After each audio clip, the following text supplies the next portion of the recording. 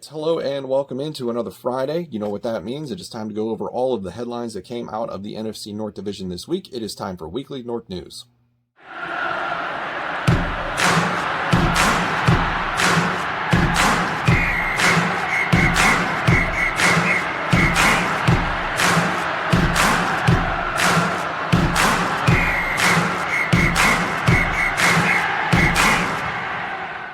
Okay, so if you haven't already been able to tell by the title of the video and the background behind me, I lied. We're actually not going to be doing headlines for news this week for all four teams. We're actually going to shift our focus to the NFL draft and do a preview, a divisional draft preview for all four teams, sort of set the stage for a few things that we're going to do in the coming weeks. So this week we're going to set the stage for the NFL draft, talk about what the team needs are, how many picks they've got going into this, and then next week I'm going to present to you a little bit of a twist on a mock draft. It's going to be a divisional mock draft where I control all four teams in one simulation and share with you my results. So this is going to be the opportunity for me to sort of set the stage. This is also an opportunity for you, the viewer, to fill me on whether or not you agree with the draft needs that are on the board, some players that you think I should target, early rounds, later rounds, whatever that may be, and also discuss the potential for trades. So let's begin. Actually, before we begin, I want to make one more procedural note. This week and next week will be NFL draft focus for Weekly North News. So this is going to be part one. And then, of course, the draft mock draft results that I'm going to share with you, that'll be part two to this. And then for the actual weekend of the NFL draft, we will not have a regular Weekly North News upload, which makes sense to me because all of the headlines are going to be about the NFL draft anyway. So we will just continue to be focused on draft reactions as the picks occur for the first 2 days, and then wrap everything up the week after. So the week after the draft, we will return to regularly scheduled headline Weekly North News, where we talk about, where it's more headline oriented, if you will. So with all of that out of the way, let's begin by talking about the Detroit Lions. We're going to go in order of first round pick. Lions have the highest of the bunch. Total picks for the Detroit Lions, 6. You have pick 7, 41, 72, 101, 112, 153. So the bad news is you don't have a lot of picks. The good news is all those picks are very early. You've got 3 in the top 100, and you could even really make an argument for 101 being in the top 100. That's a technicality. It's one away. The only other thing is that if you don't trade down and assess, obtaining some more draft capital, draft's going to be over pretty early, a lot earlier than everyone else's. So it remains to be seen how the Lions want to handle that. But I think that they're in a prime position, especially at number 7 overall, which is their first pick, to trade down. And I have that listed, drop my pen. I have that listed at the bottom of the board here, where it is a first round trade down percentage. And I have them listed as high because at number 7 overall, if there's going to be 5 quarterbacks taken in the first round, I think that is a prime landing spot for a team to trade up and potentially nab whoever quarterback 5 is, whether it's Mac Jones or Trey Lance. I don't believe Justin Fields is going to slide. There will be no Justin Fields slander tolerated on the timeline. So team needs for the Detroit Lions: wide receiver, defensive tackle, edge, linebacker, corner, and safety. That is all according to PFF. 2 reasons why I think a trade down might benefit the Lions, actually 3. So number 1, we've already talked about. That is that you can trade down and get more draft picks because you've only got 6. You have the lowest amount of the division compared to other teams. I think the Cardinals might be the lowest with 5. There could be one out there that I'm not aware of that has less, but it could be worse. So you could get more draft picks. Another thing is that I don't think that this roster is anywhere near ready to be competitive. I think trading down, acquiring more picks, even if it's this year or next year, start really thinking about the future and really how you're going to rebuild this team. And you're going to need draft picks in order to do that. I don't think that this is going to be the worst team in the NFL this year, despite how not impressive I think the roster is. Again, that's just my opinion. Lions fans, if you want to come in the comments and defend yourselves, absolutely go ahead and do that.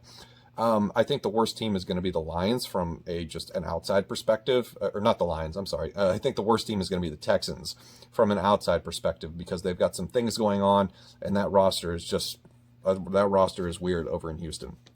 So that's the opportunities I view for the Detroit Lions. Players that they could take with the number 7 overall pick if they do stay there. We're looking at wide receiver, probably Devontae Smith, Jalen Waddle, maybe even a Jamar Chase if he falls. there's an opportunity for them to address the offensive line. Maybe Penei Sewell falls down there. Weirder things have happened.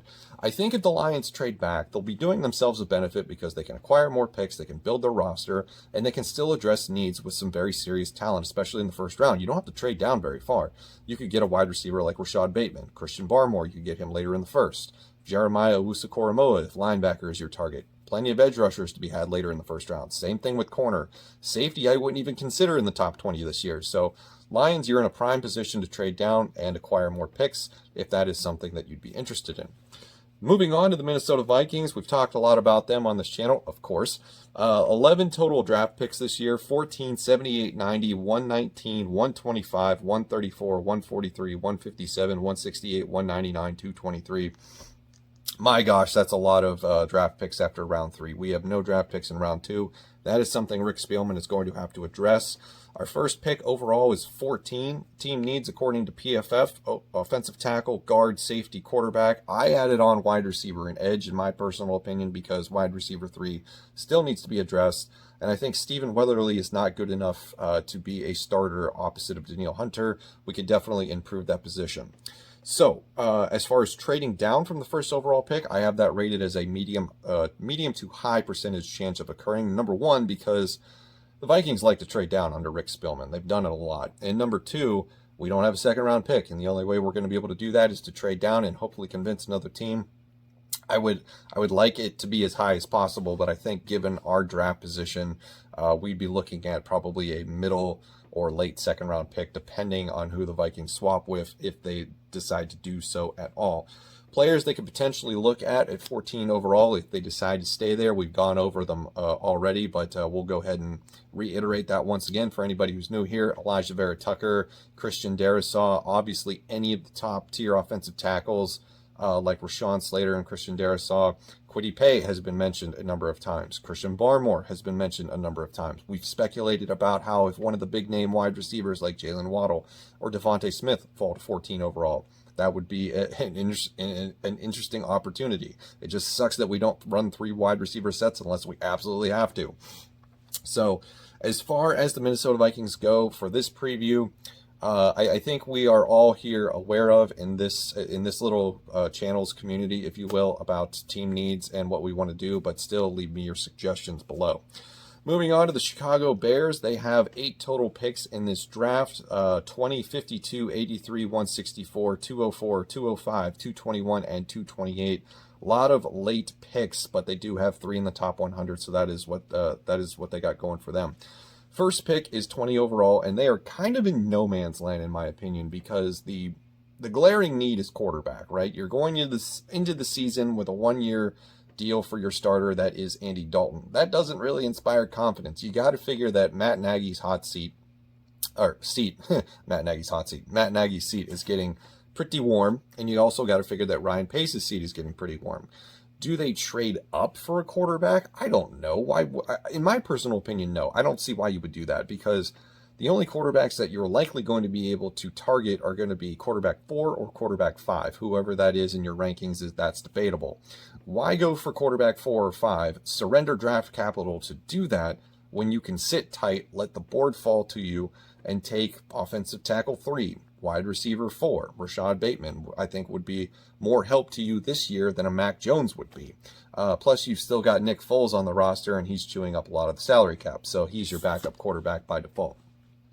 Team needs for the Chicago Bears listed as quarterback, wide receiver, offensive tackle, guard, and corner. I agree with all of those.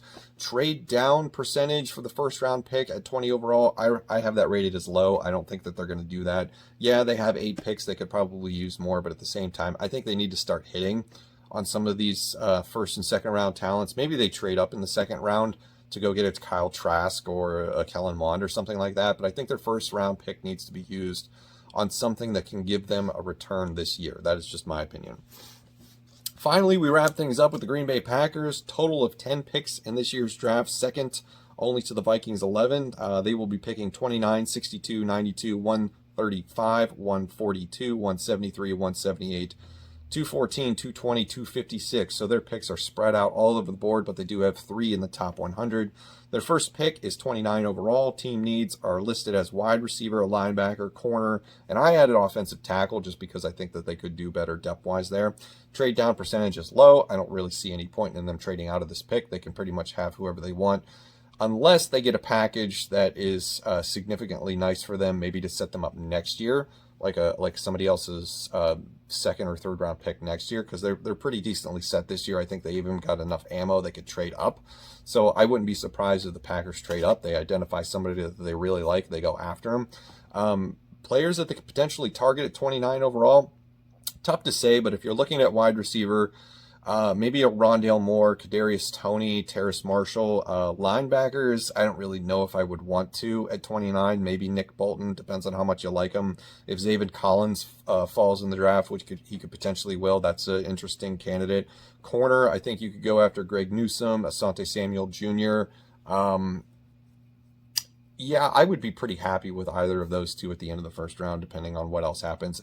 If Caleb Farley falls because of his medicals, like really seriously falls, I think you got to pull the trigger at 29 for him. Don't let him slide into the second round.